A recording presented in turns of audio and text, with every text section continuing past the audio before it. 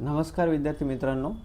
तर सियाकची जी common entrance taste होती 2026-27साठी ती 2 ऑगस्ट रोजी झाली होती आणि त्याची जी आन्सर की होती ती लगेच 3 ऑगस्ट रोजी पब्लिश केली होती.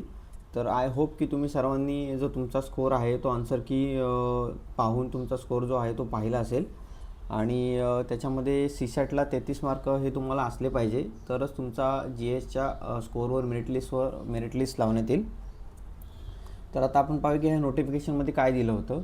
तर इथे ह्या आन्सर कीमध्ये 2 पार्ट आहेत. 50 क्वेश्चन जी एसचे आणि 40 क्वेश्चन जे आहेत ते सीसॅटचे आहेत.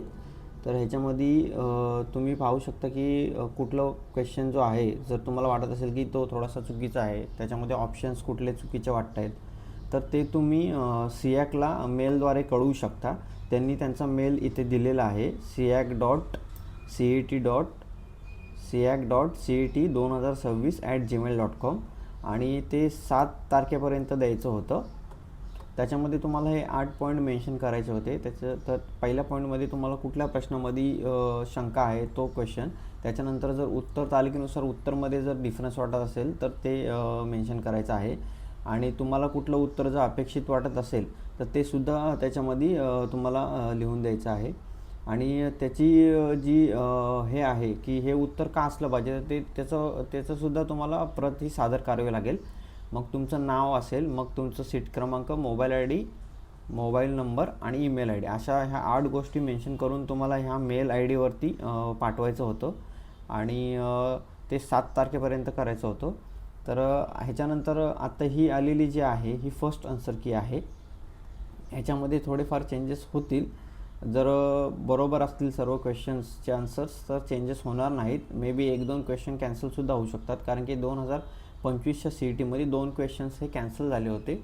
त्याच्यामध्ये स्कोअरमध्ये थोडासा डिफरन्स येतो. आता आपण पाहूया की ह्याच्यानंतर एक फायनल आन्सर की येईल.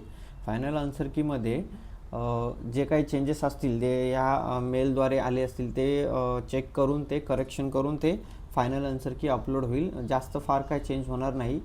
जास्तीत जास्त 3-4 क्वेश्चन, 1-2 क्वेश्चनचाच फरक पडेल. बाकी सर्व आन्सर्स जे आहेत क्वेश्चन्सचे ते बरोबर आहेत. आता आपण पाहूया की गेल्या वर्षीचा कट ऑफ कसा होता आणि काय होता. तर सुरुवातीला सी ई टी 2025चा जो कट ऑफ आहे तो cut off on the basis of G S marks, म्हणजे जी एसमध्ये जो स्कोअर आहे तुम्हाला त्याच्या बेसिसवर हा कट ऑफ आहे. ह्याच्यामध्ये सीसॅटचा स्कोअर आहे तो ॲड झालेला नाही आणि सीसॅटमध्ये तुम्हाला 33 मार्क घेणं आवश्यक आहे. जर तुम्हाला 33 मार्क सीसॅटपेक्षा जास्त असतील तर तुमचा जी एसच्या स्कोअरच्या बेसिसवर मेरिट लिस्ट ही लागणार आहे. आता आपण पाहूया की ओपनचा जो कट ऑफ आहे तो 44.60 आहे, म्हणजे जवळपास 45 जो आहे 50%पेक्षा कमी हा लागलेला आहे. त्याच्यानंतर एस सीचा कट ऑफ आहे तो 32.61 आहे. त्याच्यानंतर एस टीचा कट ऑफ आहे तो 17.24 आहे.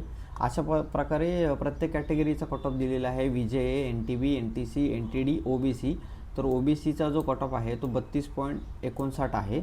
अशा प्रकारे S B C, S C B C, A W एसचा कट ऑफ आहे तो 16.58 आहे, जवळपास 17च्या जवळ आहे. मग मायनॉरिटीमध्ये बुद्धिस्ट असतील, जैन असतील, मुस्लिम असतील त्यांचा वेगवेगळा कट ऑफ लागलेला आहे. त्याच्यामध्ये बुद्धिस्टचा कट ऑफ बघा 31.25 आहे, जैनचा 2 मार्कापर्यंत आहे, मुस्लिमचा 1.5 ते 2 मार्कापर्यंत 1.5 मार्क 1.24 आहे. त्याच्यानंतर पी डब्ल्यू डी कोणी असेल, ऑर्फन कोणी असेल आणि एम के बीचं कोणी असेल तर त्यांचा हा कट ऑफ वेगवेगळा लागला आहे.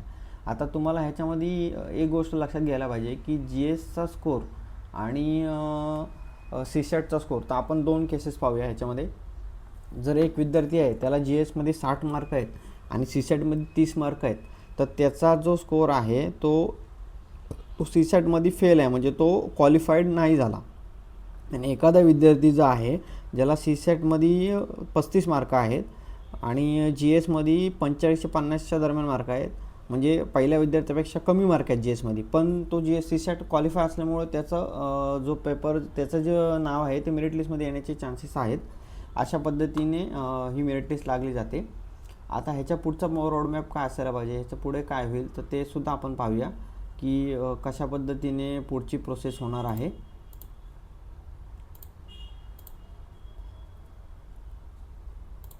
आता मागचं CET झाली होती 2 तारखेला, त्याचा GSच्या स्कोअरवर कट ऑफ येईल, बरोबर.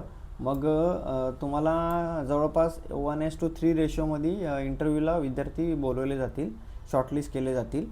ते टोटल वॅकन्सीच्या 3 पट. गेल्या वेळेस 1600 ते 1700 विद्यार्थ्यांना इंटरव्ह्यूसाठी क्वालिफाय केलं होतं.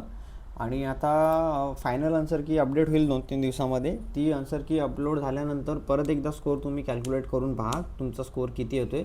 आणि जो काय स्कोअर असेल तो तुम्ही कॅल्क्युलेट केला असेल तर कमेंटमध्ये तुम्ही टाका, आपण चेक करूया की कसं म्हणजे कॅल्क्युलेट करून तुम्ही केलेला स्कोअर जो आहे तो बरोबर आहे का.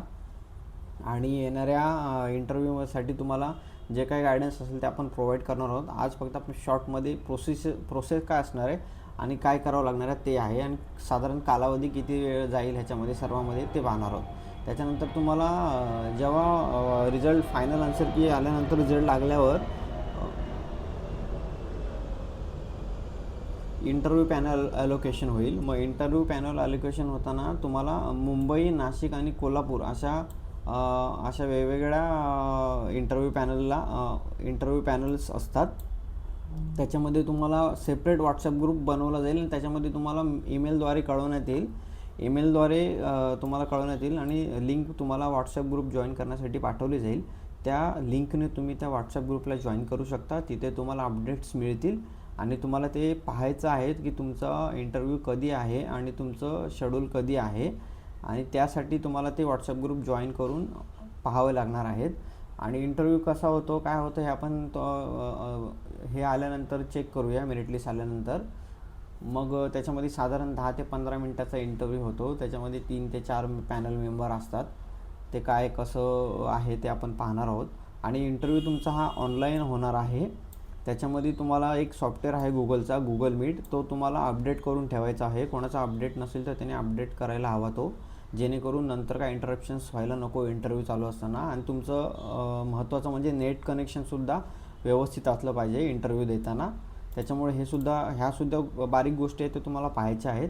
मग इंटरव्ह्यू झाल्यानंतर साधारण इंटरव्ह्यूला 1-2 आठवडे गेल्यानंतर साधारण सप्टेंबरच्या पहिल्या किंवा दुसऱ्या आठवड्यामध्ये मेरिट लिस्ट लागेल.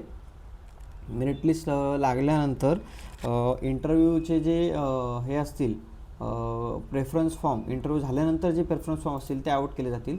आणि त्याच्यासाठी तुम्हाला तुमच्या मेरिटनुसार तुम्हाला हे मिळणार आहे इन्स्टिट्यूट. तर त्यासाठी तुमचा स्कोअर आणि कुठलं इन्स्टिट्यूट आहे ते तुम्हाला टाकायचं आहे. आणि तुम्हाला कुठलं इन्स्टिट्यूट हवं आहे, तर जसं की मुंबई असेल, अमरावती असेल, नागपूर असेल, कोल्हापूर असेल, नाशिक असेल, PITC आहे इथे सर्व, मग यशोदा आणि PCMC असं तुम्हाला हे सर्व प्रेफरन्स द्यायचे आहेत. अशा पद्धतीने 1, 2, 3 राऊंड होतात. पहिल्या राऊंडमध्ये ज्या विद्यार्थ्यांना मिळालेलं आहे, ज्या विद्यार्थ्यांनी पहिला प्रेफरन्स टाकला आहे आणि त्यांना ते हवं होतं, त्यांना मिळालेलं आहे, त्यांना ॲडमिशनसाठी बोलवलं जाईल. ही प्रोसेस 3-4 दिवसांमध्ये कंप्लीट केली जाईल. त्याच्यानंतर राहिलेल्या जागा आणि मग नंतरचे विद्यार्थी सेकंड राऊंडसाठी बोलवले जातील. त्या पण तशाच पद्धतीने भरण्यात येतील. असं करून 3 राऊंड होतील. आणि नंतर मग शेवटला एक ओपन राऊंड असतो. तिथे जाऊन त्याच्या अगोदर वॅकन्सी आउट केल्या जातात की सर्व 3 राऊंड झाल्यानंतर किती जे आहे वॅकन्सी राहिलेल्या आहेत, आणि वॅकन्सीनुसार तुम्हाला जे आहे कुठल्या इन्स्टिट्यूटला किती वॅकन्सी राहिल्यात त्याच्यानुसार तुम्हाला ते ओपन राऊंडमध्ये अप्लाय करायचं आहे. आणि तिथे त्याची प्रोसेस थोडी वेगळी आहे, ते आपण नंतर येणाऱ्या व्हिडिओमध्ये पाहूया. सध्यापुरतं आपण एवढंच पाहूया. फक्त आता तुम्हाला काय करायचं आहे की तुमचा फायनल आन्सर कीनुसार तुमचा स्कोअर चेक करायचा आहे. आणि त्याच्यानंतर तुमचं जर मेरिट लिस्टमध्ये नाव आलं तर तुम्ही कमेंटमध्ये मला कळवा. मग आपण पुढचं जे आहे ते प्रोसेस कशी असणार आहे ते सुद्धा तुम्हाला मी कळवणार आहे. आणि माझं जे टेलिग्राम चॅनल आहे त्याच्यावरती मी अपडेट्स देणार आहे तुम्हाला, ते सुद्धा तुम्ही जॉईन करू शकता. जेणेकरून यूट्यूबची व्हिडिओ इथे यूट्यूबवर तुम्हाला जर नोटिफिकेशन आलं नाही तर तिथे तुम्हाला नोटिफिकेशन येईल आणि तुम्ही हे पाहू शकता. आणि त्याच्यानंतर मग आपण हे केलं, हे सर्व पाहिल्यानंतर आपल्याला पुढची प्रोसेस काय आहे ते आपण सांगणार आहोत. सध्यापुरतं एवढा इथे थांबूया आपण. थँक्यू.